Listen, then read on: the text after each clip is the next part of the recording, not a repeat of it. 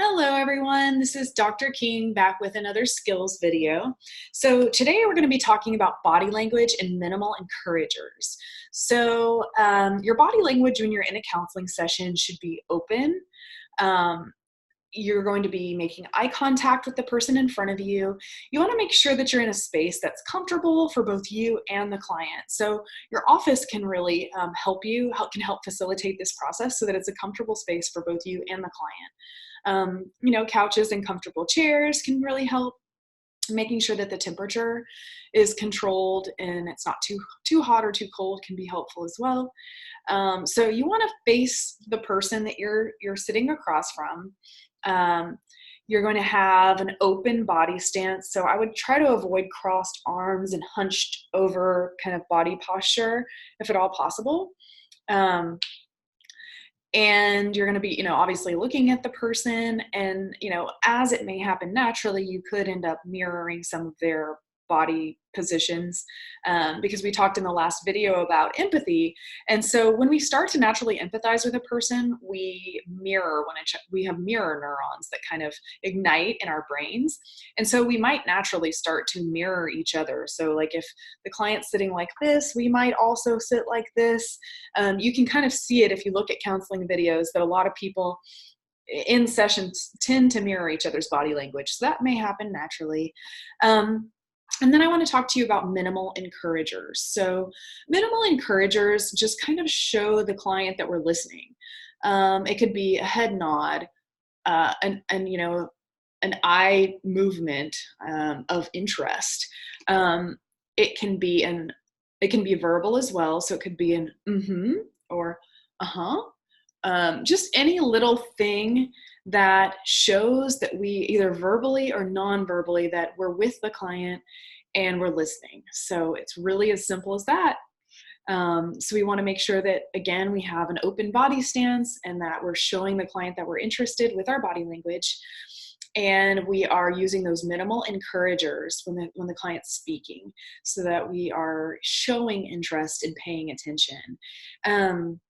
I would avoid all distractions, such as having a phone on the table, or if that watch starts beeping at you again, you should put it in silent mode. I would avoid having any food or drinks because that can really distract you and the client, and it just sort of shows a lack of professionalism. Let's see, what else? Also, appropriate attire. So appropriate attire is also really important because, again, we have to remember that these counseling sessions are not about us. They're about the client. So if we are wearing a political statement on our t-shirt, that might really distract a client from what they came in about. We're not promoting an agenda. We are there to help the person. Further, maybe we want to be really careful about what our space and our attire says about our values. So I would avoid having lots of religious quotes on the wall or, large symbols that might show that you have an affiliation with a particular political group or values-based things.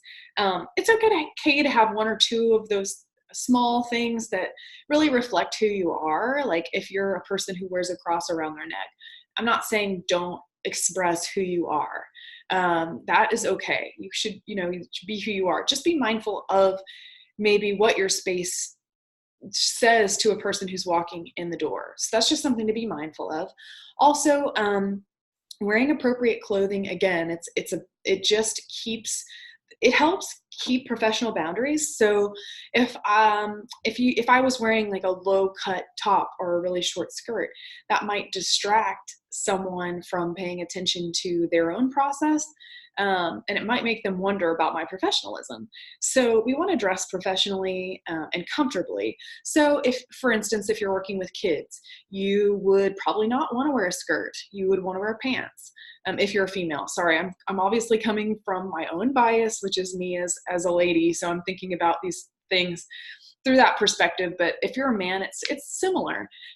So if you're wearing something that could be perceived a certain way culturally, it might distract from the process. So you want to be yourself and feel comfortable and be who you are. I'm all for that because we want to be authentic practitioners, but we just want to be mindful again of keeping it professional and dressing comfortably and appropriate to the role.